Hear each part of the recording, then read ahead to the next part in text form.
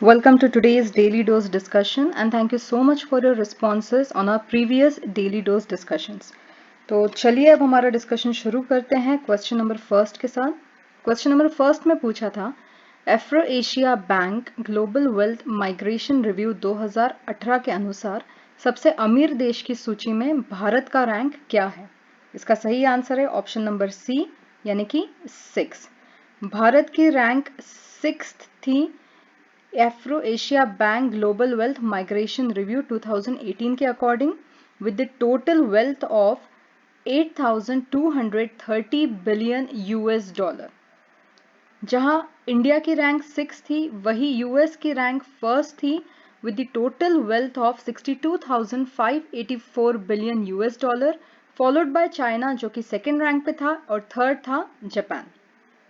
अब हम देखते हैं question number second. Question number second में पूछा गया था who is the first Indian women wrestler to win the gold medal in Asian games. एशियाई खेलों में स्वर्ण पदक जीतने वाली पहली भारतीय महिला पहलवान कौन है। और इसका करेक्ट आंसर है option number C Vinesh Phogat. थोड़ी इंफॉर्मेशन देखते हैं हम इसके बारे में। विनेश फोगाट ने जापान की यूकी इरी को 6-2 से हराया था रेसलिंग में और उस रेसलिंग की कैटेगरी थी 50 kg। अब हम चलते हैं हमारे क्वेश्चन नंबर थर्ड की तरफ। क्वेश्चन नंबर थर्ड में पूछा गया था मध्य प्रदेश की आर्थिक राजधानी यानी कि इकोनॉमिक कैपिटल कौन सी है। इसका करेक्ट आंसर है ए इंदौर। थोड़ी जानकारी इंफॉर्मेशन इसके बारे में भी। The economy of Indore has its importance किस किस एरिया में, ट्रेडिंग, फाइनेंस और डिस्ट्रीब्यूशन इन मध्य प्रदेश। इंदौर एक लार्जेस्ट इकोनॉमी है सेंट्रल इंडिया की and it is the business and training capital of the state. Location के हिसाब से देखें तो it's located at the cross roads of western and central India. Also Indore has a very good connectivity that connects across the whole country. All right, and this has been the hub of trade and commerce, not only just for the state but state के बाहर भी. Now this city holds a dominant position and is vibrant center for trade and commerce. यहाँ पे cotton textile या सूती वस्त्र इस शहर का प्रमुख उत्पाद है, लेकिन लोहा और इस्पात, रसायन और मशीनरी भी यही निर्मित होती है. Yes, the textile industry is on a decline and it is being replaced by variety of new manufacturing industries. So अब चलते हैं हमारे क्वेश्चन नंबर फोर्थ की तरफ। क्वेश्चन नंबर फोर्थ में पूछा गया था what is the number of jyotirlingas in Madhya Pradesh out of 12 jyotirlingas of India. Bharat के 12 ज्योतिर्लिंगों में से मध्य प्रदेश में ज्योतिर्लिंगों की संख्या कितनी है। और इसका करेक्ट आंसर है 2। ये दो ज्योतिर्लिंग कहाँ है। एक ज्योतिर्लिंग है उज्जैन जिसे महाकालेश्वर के नाम से जाना जाता है और दूसरा ज्योतिर्लिंग है ओमकारेश्वर जो कि मध्य प्रदेश के खंडवा जिले में है। अब चलते हैं क्वेश्चन नंबर फिफ्थ पे। क्वेश्चन नंबर फिफ्थ में पूछा गया था साइमन कमीशन के गठन के समय निम्न में से कौन भारत राज्य के सचिव थे। During the formation of Simon Commission who among the following was the secretary of the state of India. और इसका करेक्ट आंसर है option number B Lord Birkenhead. Let's check the information. 1927 में साइमन कमीशन का गठन हुआ था और इसको नाम दिया गया था उसके चेयरमैन सर जॉन साइमन के बाद, और इसके सेक्रेटरी थे 1927 में लॉर्ड बर्किनहेड।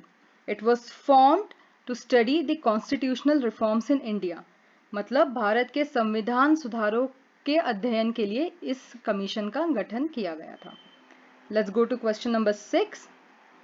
नरेगा को मनरेगा नाम कब दिया गया। When was the name of NREGA changed to MNREGA.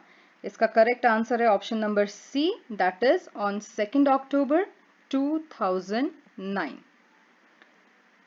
MNREGA started as NREGA that means national rural employment guarantee act. ये स्टार्ट हुआ था मध्य प्रदेश में फरवरी 2006 को, जबकि बिल ऑलरेडी पार्लियामेंट में पास हो चुका था 2005 में। 2 अक्टूबर 2009 को इसका नाम नरेगा से मनरेगा रखा गया। मनरेगा जाना जाता है Mahatma Gandhi national rural employment guarantee act, इसे कहते हैं MNREGA. This law is applicable to all the adult members of each rural family. ग्रामीण क्षेत्र के प्रत्येक वयस्क के लिए ये लॉ अप्लाई होता है। अब ये वयस्क कौन होते हैं? ऐसे वयस्क जो अनस्किल्ड लेबर की कैटेगरी में आते हैं उस पर्टिकुलर फाइनेंशियल ईयर में। This law also provides at least 33% of the beneficiaries should be women. इस कानून में यह प्रावधान है कि लाभार्थियों में कम से कम 33% महिलाएं होनी चाहिए। अब चलते हैं हमारे क्वेश्चन नंबर 7 की तरफ। When was the first general election of the लोक सभा held? लोकसभा का पहला आम चुनाव कब हुआ था? The correct answer is option number B, 1952. इसकी भी जानकारी हम देखते हैं।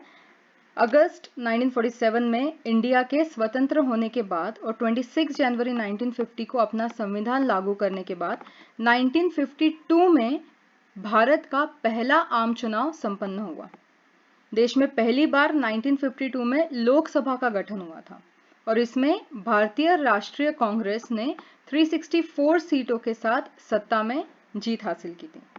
इसके साथ पार्टी के कुल पड़े वोटों का 45% प्राप्त किया था।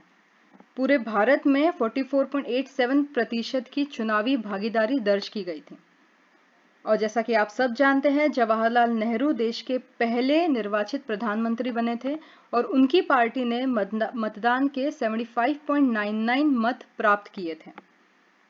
17 अप्रैल 1952 को गठित हुई लोकसभा में 4 अप्रैल 1957 तक का अपना कार्यकाल पूर्ण किया था। So quite a good information. चलते हैं क्वेश्चन नंबर 8 की तरफ। क्वेश्चन नंबर 8 में पूछा गया था, where is uranium corporation limited located in India? Bharat की यूरेनियम निगम लिमिटेड कहाँ पर स्थित है? इसका करेक्ट आंसर है option number B, Jharkhand. Uranium corporation of India, जो कि एक पब्लिक अंडरटेकिंग है गवर्नमेंट ऑफ इंडिया की, under the department of atomic energy for uranium and mining technology, ये स्थित है झारखंड में और इसकी स्थापना हुई थी 1967 में with the objective of mining and developing uranium ore in India. मतलब इसका उद्देश्य था भारत में यूरेनियम अयस्क का खनन एवं शोधन करना। चलते हैं क्वेश्चन नंबर 9 की तरफ। क्वेश्चन नंबर 9 था, मध्य प्रदेश में कितने वर्ष से कम बालिकाओं के बलात्कार करने पर मृत्यु दंड की सजा का प्रावधान किया है? MP to enact a law for the death sentence for rape of girls below which age? इसका करेक्ट आंसर है 12. A little information about it. ये हाल ही में लागू हुआ कानून है। The provision of capital punishment for the rape of girls below 12 years was done by Madhya Pradesh Legislative Assembly. A good law by the government. चलते हैं next question, हमारे last question 10th की तरफ। Which country won the Women's Cricket Asia Cup trophy, that is your T20 tournament, held in Malaysia in June 2018? जून 2018 में Malaysia में आयोजित महिला cricket Asia cup trophy किस देश ने जीती थी? और इसका आंसर जो सही है वो है option number B, Bangladesh. Women's cricket Asia cup trophy, जो कि एक T20 टूर्नामेंट था, मलेशिया में हुआ था जून 2018 में और इसमें बांग्लादेश विजयी हुआ था and it one by defeating India by 3 wickets. Bangladesh ने भारत को इस मैच में 3 विकेट से हराकर यह खिताब अपने नाम किया था। So this is the discussion for today's daily dose. You can take daily dose test every day from 7 AM to 9 AM. For any doubts, clarification, आप comment box में लिख सकते हैं. We will definitely discuss in our next daily dose. Till then, good luck and thank you. दोस्तों ऐसी और videos के लिए सब्सक्राइब कीजिए परीक्षा चैनल को और बेल आइकन दबाना ना भूलें। और अगर आप तैयारी कर रहे हैं तो प्रैक्टिस के लिए अभी डाउनलोड करें MP परीक्षा ऐप।